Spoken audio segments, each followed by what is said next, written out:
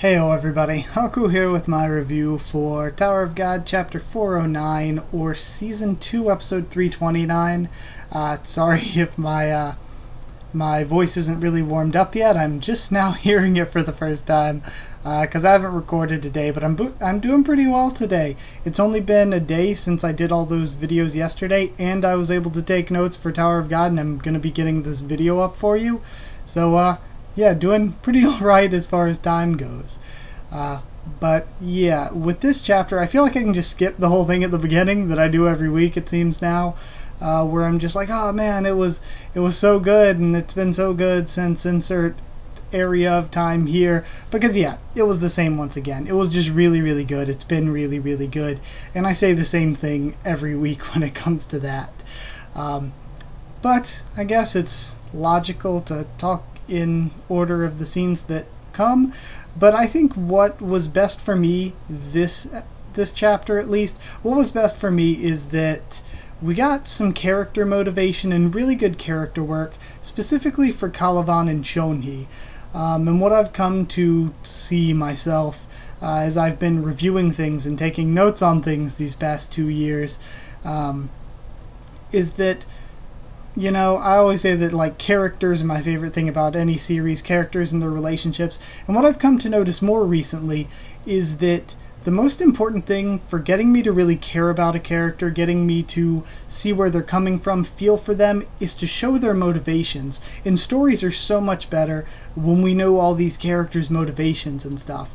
And we got that for Kallavan and for Chonhee, and I'll get to each when I get to them. But starting off from the beginning, we know that Bomb now has Black March, which I'm super excited about, because it's something that I've wanted for a long time. I've basically always wanted Bomb traveling with Black March, because I thought that it's something that was introduced way at the beginning of the series, and it's something really cool and unique that I personally really like to see. And in addition to that, Bomb having Black March, I definitely don't know if it'll be a permanent thing. I certainly think that Yuri could very well take it back, or it could get taken from him by somebody else. But the thing is, Black March isn't too terrible a power-up for Bomb. I guess it does make him pretty OP, but at the same time, I feel like I'm okay with it because it's a power-up that makes sense. Like some of the power-ups that I was pretty critical of, or like when Bomb first got the Thrissa. I'm okay with it because of its story implications, but him getting the extra Shinsu abilities after the Floor of Death arc felt a little bit off at the time. It felt like he was already powerful and they were just throwing more powers on him without any good build-up to it. And the same thing came when he learned the Shinwan Ryu, or the Shinsu Black Hole Sphere. It was kind of the same deal, where at the time it's kind of just something being thrown on him because, hey, you're an irregular, here's a power-up.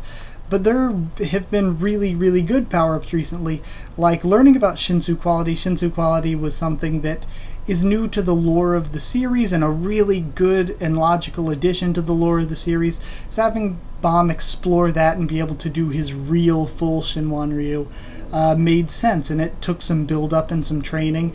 The same with him using his power.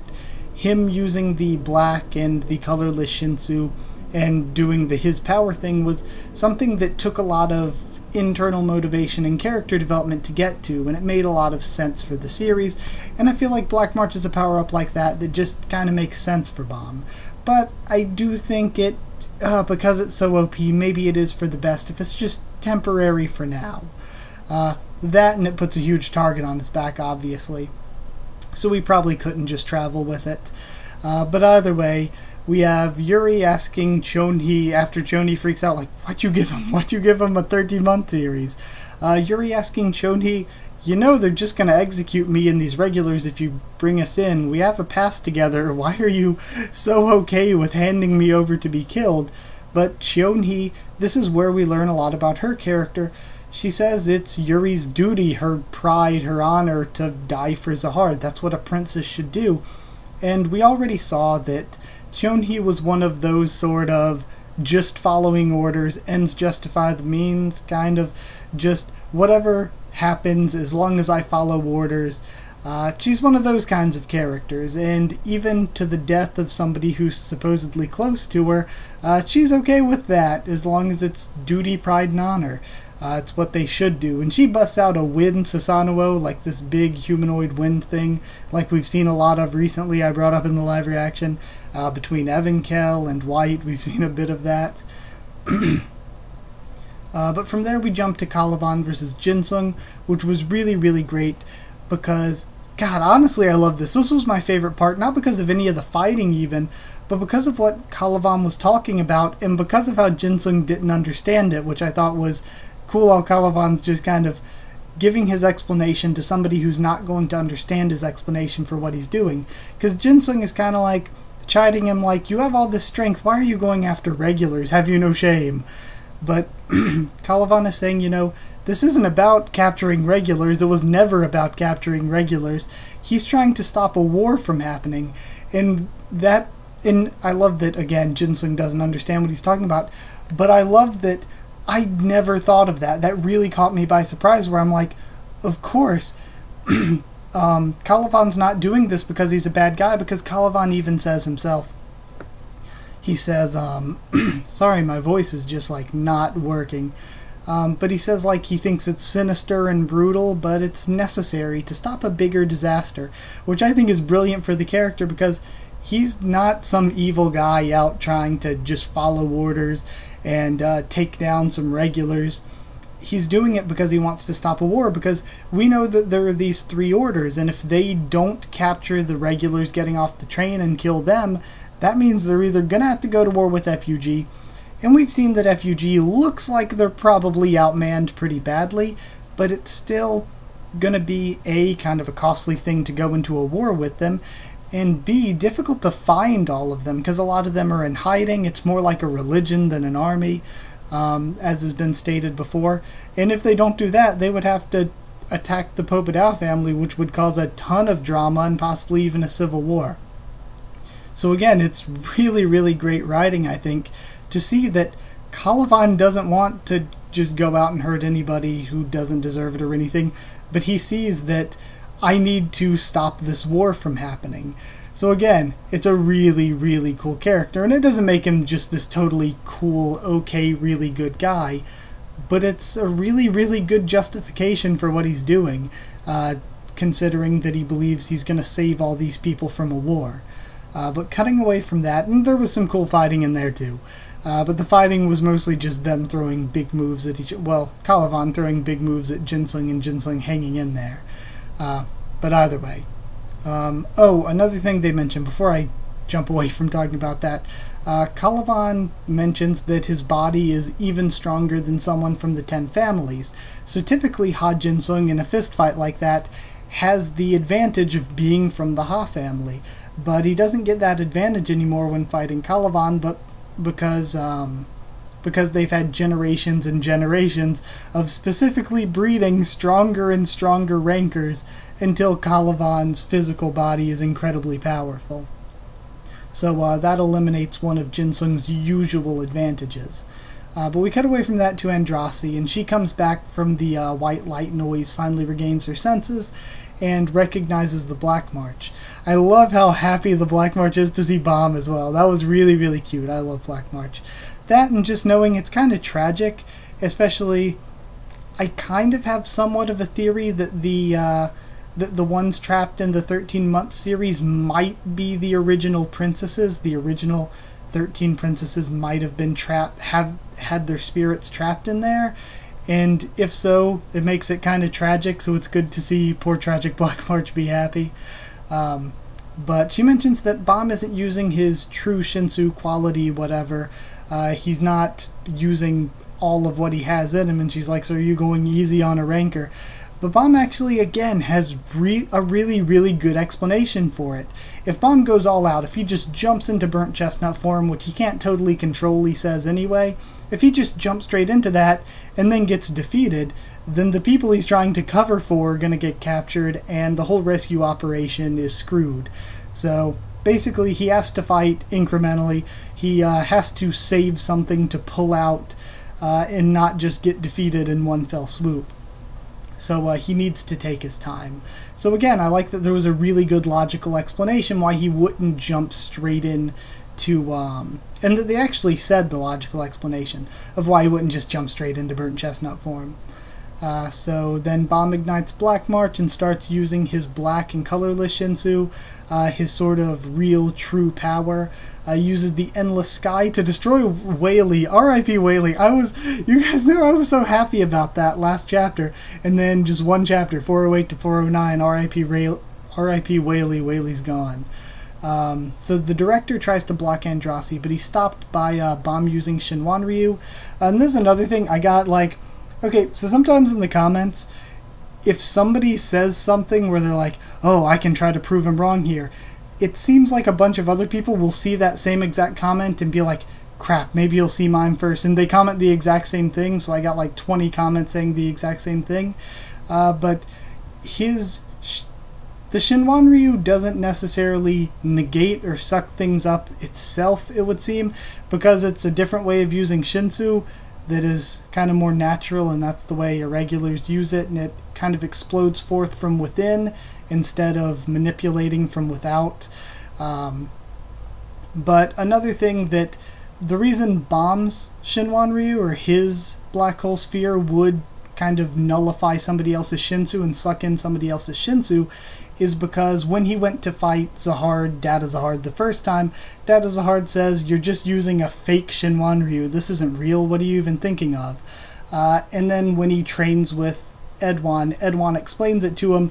Yeah, what you're using is kind of just a shell, an empty husk of it, because you can't really use real Shinwan Ryu until you know your Shinsu quality, and that's why he trained to get a Shinsu quality, which is apparently to absorb or to copy things, because it makes sense. When he gets hit by an attack, he learns what's going on, and now ever since he's learned this Shinsu quality, he's been seen sucking up other people's Shinsu. So it would seem that being able to absorb and use other people's attacks is what his quality is. And of course his color is both black and colorless. So then I love that one of the things in the blog, CU called this the fairy form bomb because he has the wings and the little energy horns. So I might just call this fairy form bomb, and then burnt chestnut is like the physical horned Thrissa E version. Yeah, Thorn and Thrissa kind of version. But what else happens? Oh yeah, so he uses the Endless Sky, blocks the director's attempt to block Andrasi, and then Alpathian recognizes him from a distance and orders everyone to attack him. Of course, I think Bomb withstanding a bunch of attacks from rankers and stuff is kind of BS. I think that the way it was written so far has been really good, though, because Bomb was able to let off some powerful attacks to show off a little bit, but at the same time, when Endless Sky came through, Charlie just kind of shook it off or whatever. It didn't really affect him whatsoever. So it's good to show that Bomb is really cool and powerful, especially when he has all these things going in his favor, like getting Black March here. But at the same time, it still is written in a way that protects the sort of sanctity of how strong rankers are. So, yeah, it kind of works, again, both ways. It's written pretty well. In the blog, there were a few things to mention here. First off is that CU mentions, and this is something that I've always kind of wondered, but it's more explanation with that the 13-month series are more special than they are super powerful. They're powerful weapons and all, but they're not like super powerful. There's a lot more powerful weapons. The difference is that the 13-month series are just very, very special, and they have special significance. So that makes sense, because I've always wondered why some of the 13 months are like B rank, A rank, and I think there's only like one S rank. It's like, well, why are the 13 months so weak if like they should be like the coolest things ever? But no, they're just really, really special, being kind of, I don't want to say one of a kind, 13 of a kind, I guess. And they're incredibly plot significant in needing them to form the key to open the 135th floor or whatever, or 136th, either way. So yeah, they're super important, but not super powerful. I mean, they're powerful, but not the most. Also, he brings up that, yeah, Kallavan's body is stronger than Jinsung's, but we'll have, like, he kind of, again, is coy with it to not give things away, but he's like, yeah, Kallavan's body is stronger than Jinsung's, but we'll have to see if Jinsung's skill is greater. Because the way he puts it is basically like, when it comes to a fist fight, the hardware you're working with means something, but who knows, maybe Jin Sung's skill is greater. So it's kind of more along those lines. So yeah, that would be it for the chapter. I thought it was really, really good with character work and motivation and writing. And I thought the action was really, really good too. We got to see a lot of cool action panels, like Bomb blocking that one attack with the Shinwan Ryu, Bomb sending off the Endless Sky. We got to see more fighting and a really cool move from Kallavan and Jin Sung. Jin Sung using the reverse flow control. So again, really, really good writing with good action in there, even though I didn't talk much about that because, again, there's not really so much to discuss when it comes to action. But yeah, I would give it 9.5. 9.5. Poor R.I.P. Whaley's out of 10. So yeah, I loved it. I thought it was a really, really good chapter, as they have been lately. So I'm going to try to get this video up as soon as possible. Sorry that my voice has been like dead throughout this. I am like struggling to speak, honestly. But if you did like the video, comment down there to tell me what you thought of this chapter, what you thought of my thoughts on it and all that. Subscribe for more. Tower of God, much more on the channel. Follow on Twitter if you want. I can try to keep you updated there and stuff for the channel, or talk to you there. And if you want to talk to me or more of us on the Discord server about Tower of God, then just ask and I'll give you a link to the Discord server and we can all talk there. So that's it. Thank you once again for watching, and I'll see you all next time.